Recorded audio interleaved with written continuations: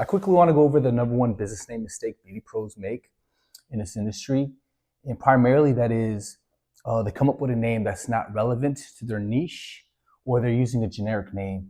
By that, I mean that, for example, when we first opened up, my wife, her name is Naomi, she did, the business name we did was Brows by Naomi, which if you go through, if you go on Google, you go through Instagram, you'll see hundreds and hundreds of Brows by and then a name, or Beauty by the name. And then typically that's a generic name. And also that doesn't really help separate yourself from everyone else. You want to stand out. And by doing that, you actually got to do your due diligence and do your research and come up with a name that is relevant, that has keywords.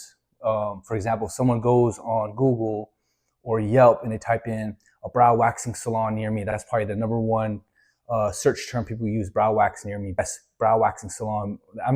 We're a brow salon, so I'm using that as an example, or best nail salon. You want to use a business name that is relevant to your niche.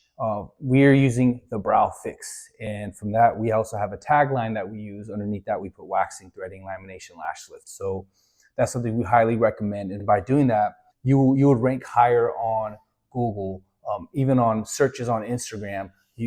Since your business name is more relevant and you're separating yourself from someone else, you're standing out. They think you're an actual business. Once we did that change from Brows by Naomi to the Brow Fix, we saw a significant difference in the click-through rate, how we ranked significantly higher on Google.